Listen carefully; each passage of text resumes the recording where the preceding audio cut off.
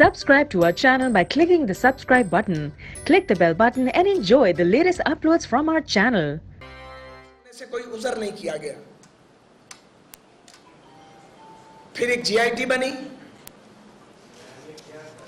पहला जब अदालती फैसला आया तो दो मुअज़्ज़िज़ जज साहिबान के रिमार्क्स, दो मुअज़्ज़िज़ जज साहिबान ने जो अपनी राय दी उसमें एक जगह गॉडफादर का हवाला दिया गया जो नहायत अफसोसनाक और हमारे लिए तौहीन आमेज़ था, जिसके पीछे कोई सबूत नहीं था। उस वक्त भी नवाज शरीफ साहब को कानूनी मशीरों ने यह मशवरा दिया कि इस नुक्ते को अदालत उज़्मा में उठाया जाए और लीगल चैनल यूज़ किया जाए क्योंकि ये एक स्टिग्मा ना बन जाए। लेकिन सब्र का मुजाहरा और तहम्मुल का मुजाहरा किया गया। हमने ये सवाल उठाया लेकिन ये सवाल लेके अदालत में नहीं गए। उसके बाद फिर रिमार्क्स आए नए बेंच की जानिब से।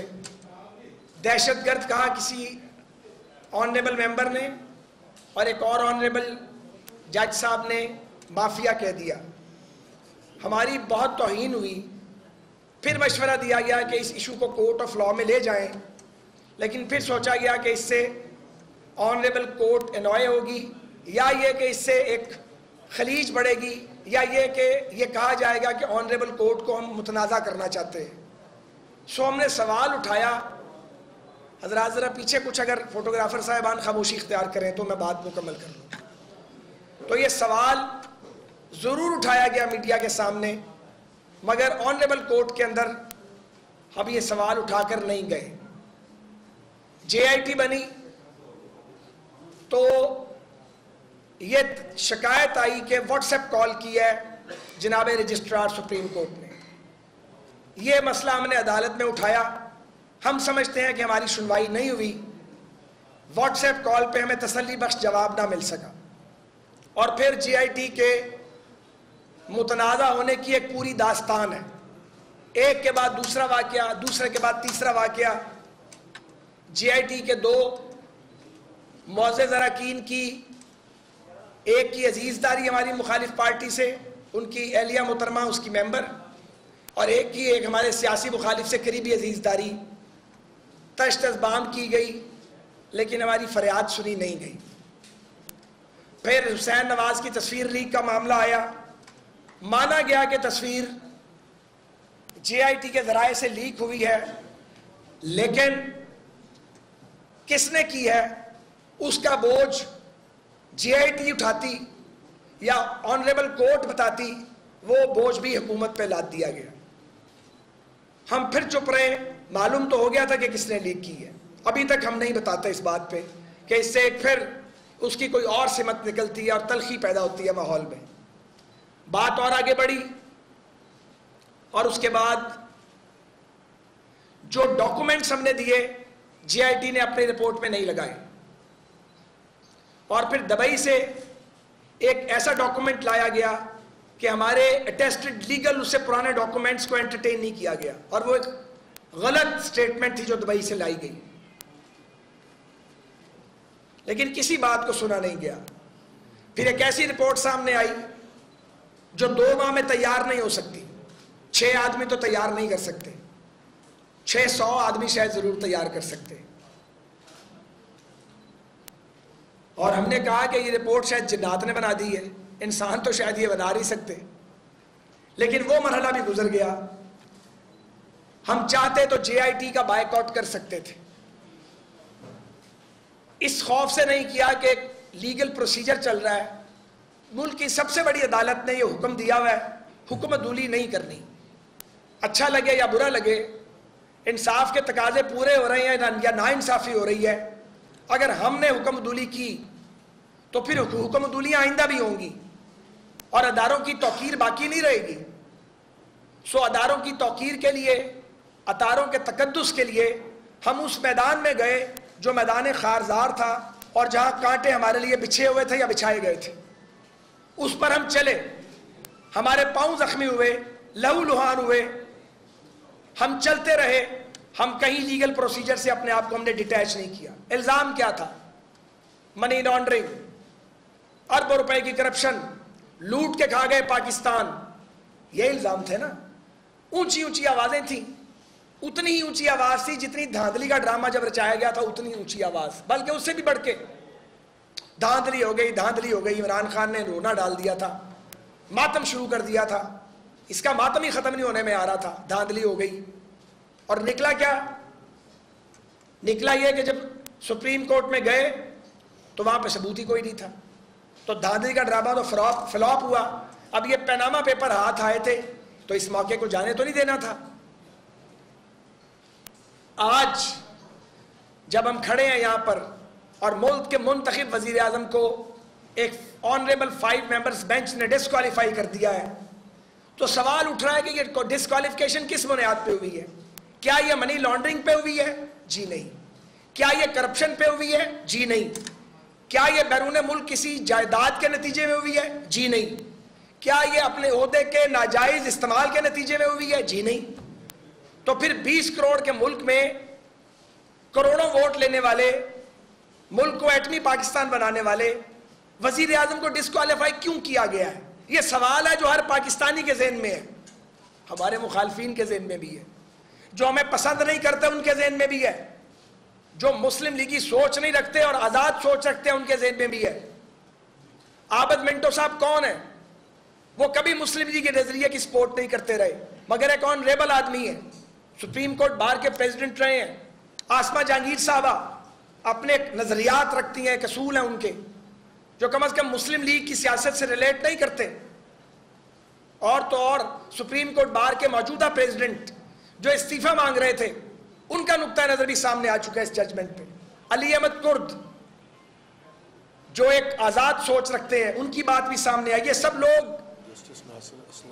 یہ سب لوگ اور بہت سے ریٹائرڈ جج صاحبان تواتر سے یہ بات کہہ رہے ہیں کہ یہ کیا ہوا ہے کہ آپ نے اس ملک میں اثاثے کی ایک نئی تعریف کر دی ہے کہ ایک تنخواہ جو آپ کو اپنے بیٹے کی کمپنی سے ملنی تھی 10,000 درہم 2-2.5 لاکھ بنتے ہیں شاید، وہ تنخواہ آپ نے لی تو نہیں مگر آپ کو بتانا چاہیے تھا کہ یہ مجھے مل سکتی ہے، اس لیے آپ نااہل ہیں. تو منی لانڈرنگ کدھر گئی؟ پاناما پیپرز کی آف شور کمپنیز کدھر گئیں؟ کرپشن کے الزامات کدھر گئے؟ کیا یہ ہے وہ جس کے لیے یہ سارا کچھ کیا گیا؟ اور اگر اس طرح منتخب وزراء اعظم کو نکالا گیا تو ملک پھر کون چلائے گا؟ یہ ہے وہ سوال. کتنی بار وزراء اعظم کے ساتھ یہ کریں گے؟ کبھی ان کو پھانسی دے دو، کبھی جلا وطن کر دو، کبھی وہ اپنے بستر سے مردہ اٹھیں، پھر کسی کو NRO کر کے مجبوراً آنا پڑے، کسی کو قتل کر دیا جائے اور جو پھر بچ کے آ گیا ہے اس کو ڈسکوالیفائی کروا دیں. یہ کیا طریقہ ہے؟ یہ اب ایک نیا راستہ کھل گیا ہے. یوسف رضا گیلانی اور اب میاں نواز شریف، تو کون بنے گا ملک کا وزیر اعظم؟ کیا ملک کے چیف ایگزیکٹو کے ساتھ یہ سلوک ٹھیک ہے کہ آپ صادق اور امین نہیں ہیں؟ اور کیا یہ سوال اب رکے گا کہ صادق اور امین کون کون ہیں؟ کیا پی سی او کے تحت ابھی آپ کو لیے چلتے ہیں لاہور، جہاں رہنما نون لیگ سعد رفیق میڈیا سے گفتگو کر رہے ہیں. کمپوزڈ رہے ہیں اور رہتا ہے وزیر اعظم، بہت سی باتیں کر نہیں سکتا تو ٹھیک ہے، شہباز شریف صاحب حکومت چلائیں، نواز شریف صاحب ملک کی سیاست سیدھی کریں گے. تو آپ نے ہمارے اگر ہاتھ پاؤں کھول دیے ہیں تو میں پھر اس پہ شکریہ بھی آپ کا ادا کر سکتا ہوں، لیکن کھیل خطرناک کھیلا گیا ہے.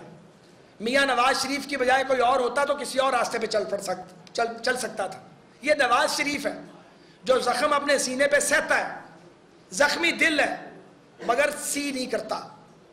اس ملک میں جی ایم سید کو اس راستے پہ کس نے ڈالا؟ کس نے ڈالا؟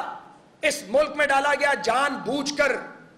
سندھ اسمبلی میں پاکستان کے حق میں پہلی قرارداد کے پیش کرنے والے انہیں کہا گیا جی یہ تو غدار ہے. آج کوئی مانتا ہی نہیں ہے اس بات کو. پھر باچا خان صاحب مرحوم اور ولی خان مرحوم کے بارے میں کہا گیا، آج کوئی اس بات پہ یقین نہیں کرتا.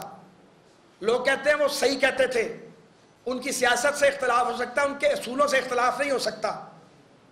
کس کس کا نام لوں؟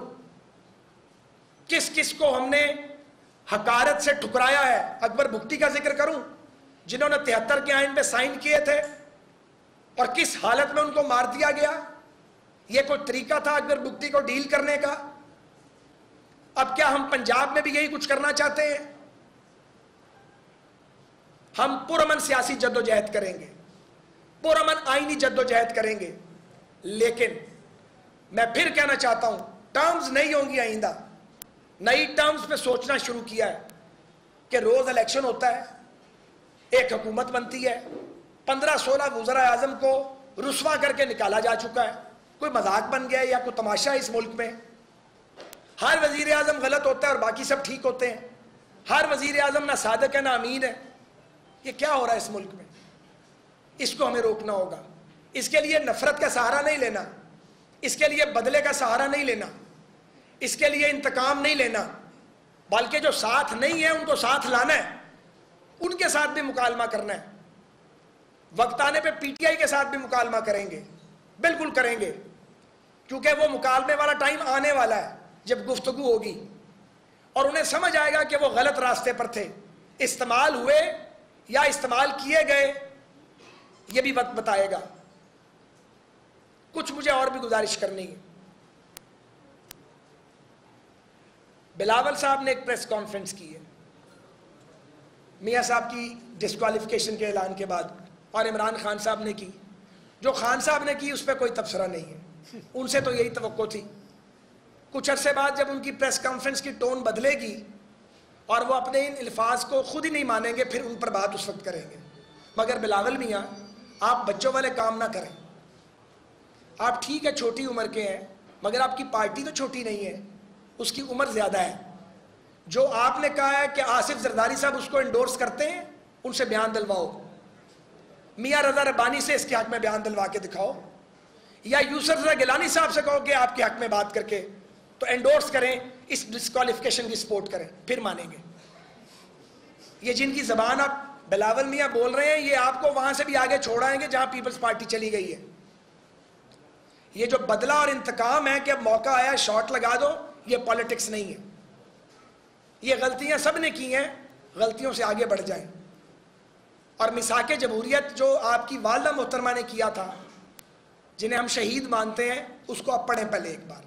اور جو ارد گرد کے آپ کے لوگ اکٹھے ہیں ایڈوائزر، وہ آپ کو رانگ ٹریک پہ لے کے جا رہے ہیں. آپ غیر ذمہ داری کی باتیں نہ کریں. آپ کی تو اپنی پارٹی کو کئی بار ہاتھ لگے ہوئے ہیں. ان کی پریس کانفرنس کا ضرور افسوس ہوا ہے، لیکن چونکہ نوخیز ہیں، ابھی نوجوان ہیں، ابھی انہیں وقت لگے گا، اس لیے اس بات کا انہیں مارجن دیتے ہیں. شاہد خاقان عباسی صاحب کو مسلم لیگ نون نے عبوری وزیر اعظم کے لیے نامزد کیا ہے. آج شام 7:30 بجے کراچی میں ہمارا ڈیلیگیشن ایم کیو ایم کو ملے گا، ایم کیو ایم پاکستان کو، اور ہم ان سے ووٹ مانگیں گے. ہم نے اے این پی کی قیادت سے بھی ووٹ مانگا ہے اور ہم نے آفتاب خان شیرپاؤ صاحب سے بھی ووٹ مانگا ہے. اپوزیشن کی پارٹی سے ہم ووٹ مانگیں گے. پی ٹی آئی نے چونکہ اپنا امیدوار کھڑا کر دیا ہے، ان سے ہم ووٹ نہیں مانگیں گے، تو اپوزیشن پارٹی سے ہم ووٹ بھی مانگیں گے اور شاہد خاقان صاحب کے لیے زیادہ سے زیادہ ووٹ لینے کی انشاءاللہ کوشش کریں گے.